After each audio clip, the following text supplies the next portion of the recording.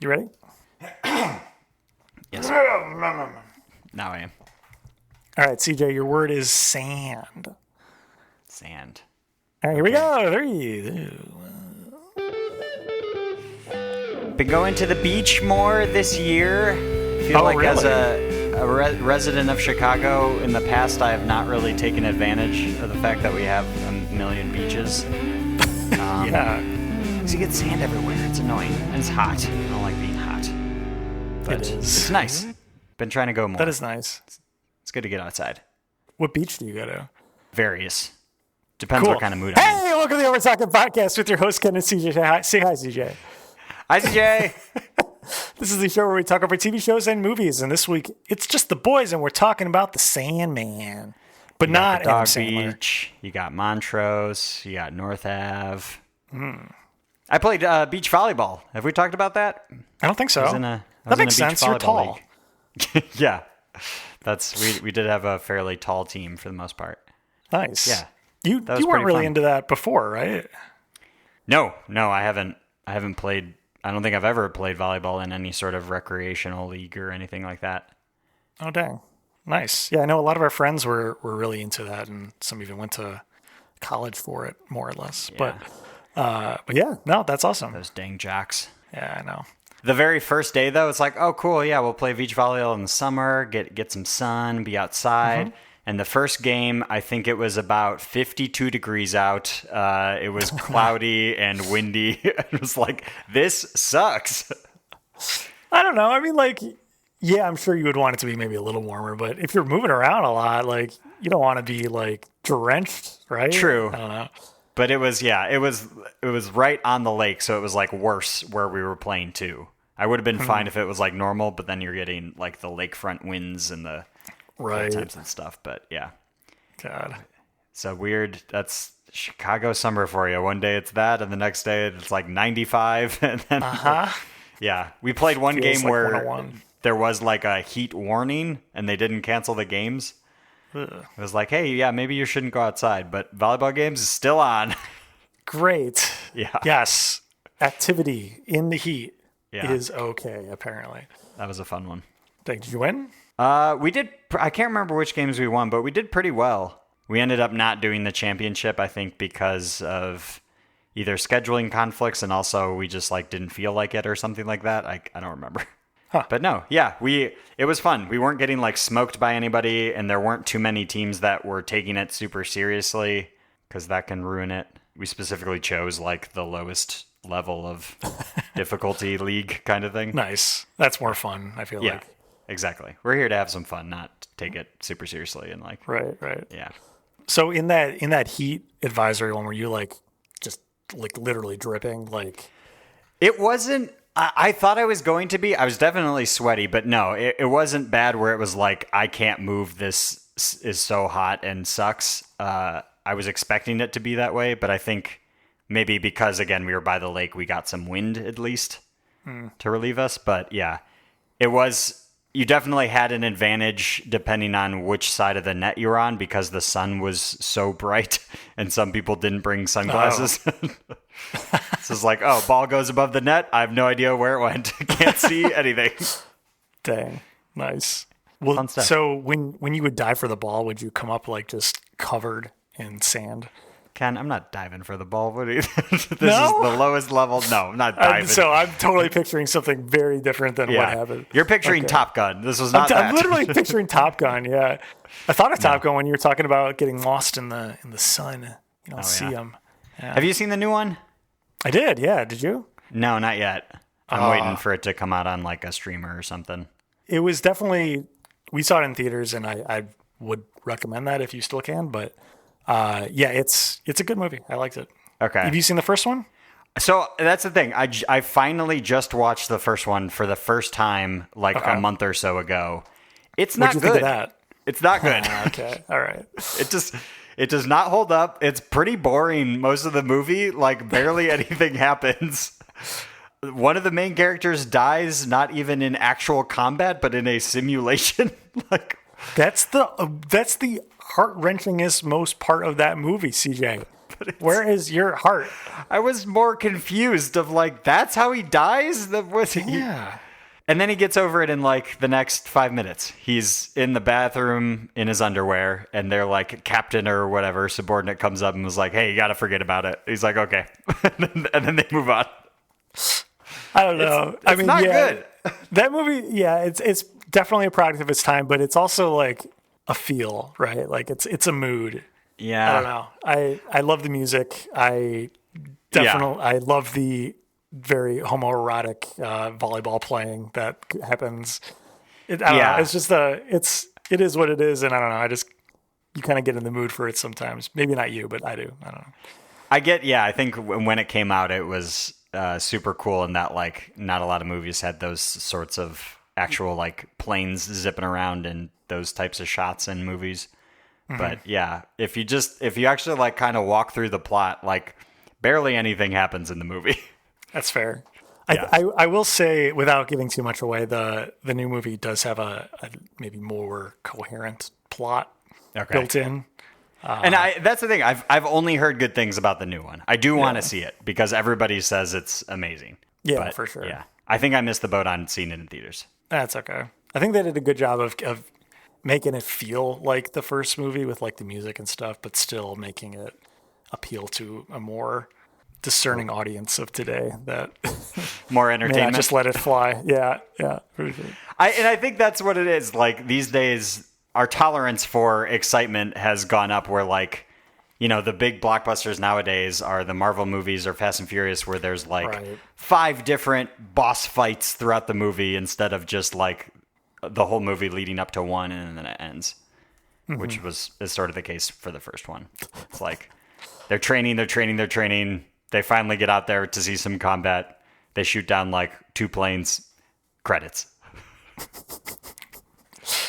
So I don't know. I definitely will be curious what you think of the new one once you watch it. Yeah. I'll try to put myself in a better headspace of like, this is a fun action movie. Yeah. I like should not be taking this too seriously. Yeah. We don't want you falling asleep during it, right? Yeah. Because I mean, you might run into the Sandman if you do. Sandman. We're going to talk about the Sandman and more coming up on the Overtalking Podcast. Your waking world is shaped by dreams and nightmares that I create and which I must control. I need your help. If dreams disappear, then so will humanity. I could do without dreams for a while. I haven't had a decent night's sleep in ages. And we're back on the Overtalking Podcast. Just the boys this week, and we're talking about the Sandman, Netflix's Neil Gaiman. I don't think there's an L, but Gaiman. Yep, Gaiman. Neil Gaiman's new adaptation of his comics. All right. Ken, I'm going to put 30 seconds on the clock for you to describe the first episode of this series because that's all you've seen. That's all I've seen more, but I won't go into spoilies. Here we go. Ready, go. Okay, there's this dude. He's Sandman.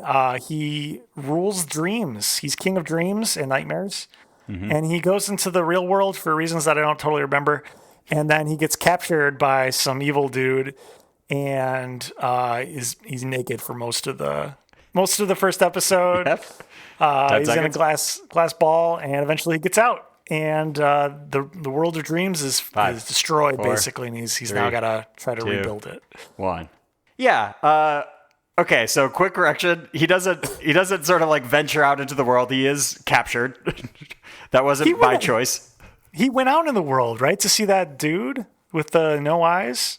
I thought that's why he like specifically was like going out into the world, and his cohort is like, are you sure? It's not usually a good idea. And he's like, oh yeah, I'm doing it. And then he puts on that helmet thing and then goes out. And I don't know. You're that's right, that's the way I took it. I'm like 7 episodes deep, and I have read the graphic novel, so that's not how I remember it. But maybe there's a difference between the book and the show. That could be. It didn't seem that important, regardless. No, yeah, but yeah, the important part is that he's captured there for a like century or something like that. Don't they say like multiple decades? Right? They said over a century. I think which was cool. So he's captured via this man who is able to use magic, basically. Yeah. And he was trying to summon the god of death, but instead ended up with the God of Dreams. I don't know if it was a typo or what, but You got his copy wrong. Yeah, I know. Ends up with him, and he strips him naked immediately because that's what you do. Of course. When you meet a god. Yeah. It's like, what's this thing look like? And then steals his, he had some things on him. He had a little jewel thing that I'm not totally sure what that does. I think it kept them young. Nope. But also, going to backtrack for another correction. They are technically not gods. They are part of the Endless, which are beings older than gods. Oh, shit. These are sort of just like personifications of things in the universe. Okay. Like his sister, Death. Yeah. Okay. Cool. Yeah. The amulet kind of gives him powers. It's sort of like harnesses some of his powers. Okay, gotcha. Yeah. And he had a bag of sand too, which I did not see in use, but I assume you just throw that at people and then it makes them sleep. Is that correct? Yeah, basically. There's not. Yeah, that's They kind of stick to it with that of like, yeah. He can do sort of other stuff with it, but that's the gist. Yes, that's he is the titular Sandman. He needs his sand. He is the Sandman. Yeah. What else? I guess I'm curious to pick your brain because I sort of like know everything, how it's set up and stuff like that. Like, yeah, what? I guess what do you think is going to happen? So at the end of so again, I've only seen the first episode, so yeah, don't worry about spoilers beyond that. But yeah, at the end of the first episode, they have like a coming up on this season, so I got kind of the gist of it. But right. I assume that it's going to be him trying to rebuild the world of dreams because it's decayed since he's been gone for over 100 years. And then also he's going to have to hunt down that one nightmare guy who has no eyes. The Corinthian. That's I don't know. That's kind of what I got. And then also Brienne of Tarth is in it. Mm-hmm. That's it. Yep. There's some people in it. Yeah. There's some people in it. Patton Oswalt apparently voices something, and that's all I got. He voices a raven. Oh, okay. Wait. I want to say Matthew is the raven's name. Okay. Yeah. Yeah, another raven was killed in this episode.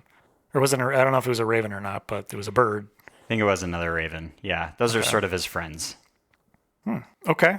There's some weirdness there. I don't think it's a spoiler. It's not really important to the plot, but yeah, they used to be people and now they're part of the dream world, and so now they're sort of his like aides, if you will. Okay. Interesting. Yeah. So like dream angels kind of. Yeah, sort of. Yeah. That's a good analogy. Huh. Cool. I will say I finished the graphic. I read like there's like one of the books is called like Preludes and sort of sets it up for you. And I read just that, which is like a thin one, like years ago. And then I kept hearing that this was going to become a series. So then I bought like the full graphic novel of it. And then now it had like the sticker of like, hey, Netflix series coming soon. And I got to say, they do stick pretty closely to the book, which has been cool. The updates so far are mostly just sort of like diversifying the cast and the characters, which I am all for, so that it's not just like all white dudes playing every role, which is great. Yeah, that was probably more to save on ink, I'm assuming. Yeah. But yeah, I've been enjoying it. They split up in the episodes into like, they even call them like chapters, which are like a couple issues worth of the comic, I think. Okay. The comic is darker because I think it's easier to do that. But I will say the show is still pretty dark. Like this is not a lighthearted sitcom sort of thing. If you couldn't tell by the main character being the Dream Lord and being named Morpheus and shit like that. He's kind of a spooky, pale guy. Anyway, but yeah, I've been enjoying it. So I think I'm, as of this recording, like episode 7 or something like that. Okay. And yeah, I keep in each episode, it's like, oh yeah, cool. Now they're introducing those characters. Oh yeah, now it's going to be about this person. But it will sort of all tie together towards the end. Sweet. So with each episode, you keep meeting like a new sort of main figure, and you get to learn about them within that episode. But then there is this sort of over-connecting story arc. Sweet. I'm very excited to keep watching it. I've only heard good things. I think maybe the reason it's so close to the comics is because I heard that Neil Gaiman worked on the series with the showrunners. Yeah, Is that I right? think he's very much like a part of creating this. That's good. Yeah. Yeah. Another Netflix show that I watched that was an adaptation of a comic was Lock and Key. I don't know if you ever read those comics. I know of them from you, and I know there's also a Netflix series of those. Yes. The comics are great. The Netflix series is not, and very different. Okay. So I'm thinking maybe they learned their lesson a little bit, even though they gave 3 seasons to Lock and Key. So maybe it's just me, but yeah, no, I'm very excited to keep watching this. I'm glad that it sticks to the comics. That's always good. I was actually going to ask you if you recommended Lock and Key, because I saw that they just released the season 3. Okay, cool. Yep. All right, I'll avoid that one. Sure don't. Yeah, you feel free to borrow my comics though, because the comics are good. But okay, maybe I'll take you on that. Yeah, for sure. Yeah, I've got the big hardcover collections. There's 3 of them. The show is more for children, and that's definitely different. That's the feel I was sort of getting. I was like, oh, they probably made this. Yeah, they wanted a wider audience for this. Yeah, which I kind of get. I mean, the main characters in the books are also like high school and younger, so that's fine, I guess. But I mean, it's definitely way darker in the comics. Have you read anything by Neil Gaiman? The name sounded really familiar. Let me just do a quick look-see here. What else is he known for? American Gods. Oh. Good Omens. I've listened to half of the audiobook for American Gods. Gotcha. That's it. Good Omens I have not read, but Coraline. That also was a television series, and I liked the TV series a lot. Oh, Good Omens. That's the one with the doctor. Yep. The good doctor. Yeah. David Tennant. Sort of relevant to last week's episode, which I have not read, but which interests me, is Neil Gaiman wrote Norse mythology book. Oh, interesting. Which sounds pretty up my alley. Might read that. Yeah. So Neil Gaiman has also wrote some Marvel comics. I see that. He wrote a run of The Eternals, which was pretty cool. Oh, sweet. And then also there's a series called Marvel 1602, where it's basically like the main Marvel characters, but taking place in the year 1602. Whoa. What? Yeah. So they're old timey instead of modern day. Which I want to say I read those also. He did a run of Batman too. Yeah. I don't think he's written anything bad. Like, I think he's like widely beloved. Cool. For writing a ton of good stuff. He wrote How to Talk to Girls at Parties. Where was this book when I was in high school? Damn it. Isn't that also a movie? Probably. I don't know. Yeah, I think so. And he wrote Coraline. Did you ever see Coraline? I have not seen Coraline, but you know what that is, right? That name sounds familiar. It's an animated movie that's creepy, and it's got some little animated girl with button eyes. That's all I remember of it. Gotcha. Oh, and that's it. Sorry, and I was like, why does Neverwhere sound familiar? Because I have also read that book of his, which is super cool.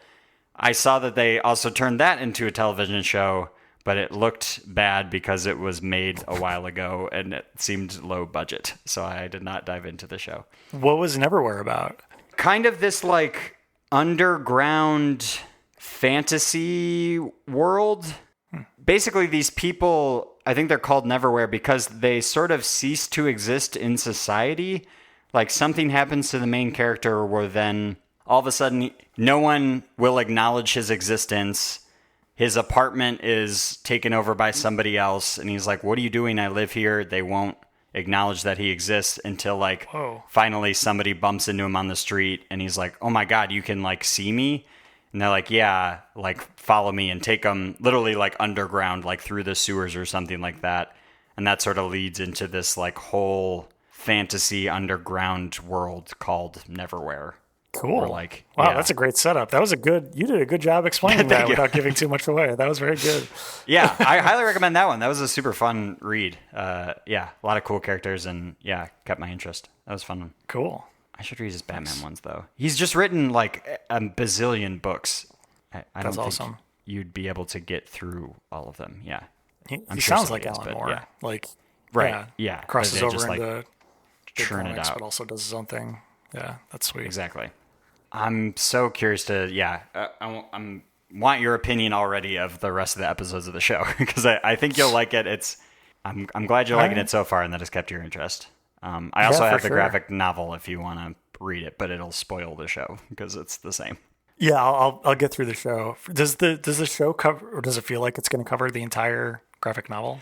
I think so. They've been churning through it at a good pace where, I think where I'm at in the show feels like it is sort of in that last third of the book or so. So I see that he has a couple different runs of the Sandman. There's one in 1989. There's Sandman Book of Dreams in 1996, and then another one too. Are all of those in the collection that you're reading?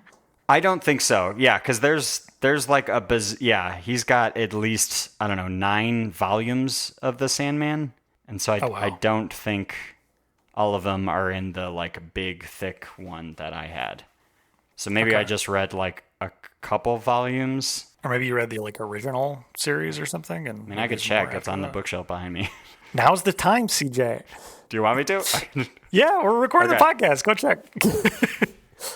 It's called Book 1. Oh, okay. So there's more then. Yeah. Oh, and that's the other sort of what I thought was cool. The sort of other wrinkle for these books. It is a DC comic. So technically, it takes place in the DC universe. Interesting. That's cool. It was only for like one page, but they reference some villains. I was like, oh yeah, I forgot. This is like a DC book. That's awesome. Book 1 is issues 1 through 20. Damn. Wow. Of what does it say? Of what? Of just the Sandman? Yeah, the Sandman. So you get to book 4 and you're collecting issues 57 through 75. Fuck. Dang. And then there's all these spin-offs. So then he has like Death gets their own series. Then he has the Sandman : The Dream Hunters, the Sandman : Endless Nights, the Sandman : Overture. There's one called The Absolute Sandman. Don't know what that is, but yeah, cool. It's like he's created a whole universe of all these people. Yeah, you meet Lucifer. The guy's just churning out content. There's clearly room for a second season at least, which is cool. Yes. Nice. See then, now do I buy book 2 and read it, or should I just wait for the show and consume it that way? Or both? You know, I don't know what to do. I'm in the same situation with there's a movie coming out around October called Dark Harvest. And I've had the audiobook sitting in my Audible account forever, and I was like, I'm going to listen to it this October. But now the movie's coming out, and I'm like, I don't know what I should do. Should I listen to the book? Should I just watch the movie? I don't know. And I don't want to do both, because then it's just going to be like, well, this is the same thing. It's the same. Are you getting that kind of feeling when you're watching Sandman? Kind of. It's at least the show is like done well, where I'm not just like, just get to the cool part of this episode. But I've yet to sort of be like surprised, because I know, then they're going to meet this character and this is going to happen. And yeah. Well, I'm curious, CJ, what would you rate this? Because I think it's time for ratings. Ratings, CJ, on a scale of 1 to 10, what would you rate The Sandman for you? I think, given that I enjoy the book, and it is sticking pretty closely to that, and I think the show is pretty well done. There's lots of cool visual effects, and nothing looks cheap or bad or anything. And clearly I've been churning through this. This came out like a week ago, and I'm already on episode 7 or something like that. So maybe an 8. I think it deserves 8.2. Okay. How about that? Wow, nice. Yeah, a step above the rest of the 8s. Yeah, nice. Had to give it that push. How about you? For me, I've only seen one episode, but I really liked it. I thought it was interesting how the pacing was for at least episode 1. Where it just kept moving. Like I am very ADHD lately, where I cannot watch something without picking up my phone if there's any lull whatsoever. And I did not pick up my phone during episode 1. So High praise. That says something. Yeah, it just kept moving. And then, weirdly enough, at the end of the episode, it's kind of like all the characters he met are dead now, so it doesn't matter. But still good. I liked it a lot. I'm very curious to see where it goes. It seems to have a lot of big, good actors in it, so it seems promising. But yeah, for episode 1 at least, I'll give it an 8 too. Nice. Yeah. Wait, an 8 also, or also an 8.2? 8.2. Okay. Didn't intend that, but yeah, sure. Yeah. Well, CJ, what do we got to tell the people about how they can find us? You can follow us on all the things at Overtalking Pod. Call or text us at USAK1591. Email us at overtalkingbod@gmail.com. Go to our website, overtalkingbod.party. Oh, no, they're here. Oh.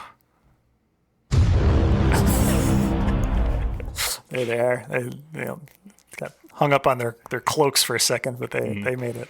The Overtalking Overlords have arrived. They are our ghastly otherworldly landlords who are probably related to the Sandman. Let's ask. Hey. You know Morpheus, a.k.a. Dream? They're holding out their hands. They have a red pill and a blue pill. No. I think they're a little confused. Wrong Morpheus. Oh, now they're shaking their heads. They don't know who we're talking about. So you know that Morpheus, though. Canonically, you know the Matrix is Morpheus? They're saying yes, and they're like making the hand reel for like movies and giving 2 thumbs up. They like movies. Okay. Huh. Oh, it's Ebert. I didn't realize. Anyway, they show up at the end of every episode. Remind me to remind you, if you like the show, please go on iTunes and rate a special review. Reviews would help people find this podcast. Also, we spend no money on advertising, so if you like the show, please tell a friend and spread the word. We really appreciate it. Thank you. Thank you. Thank you. And as we always say...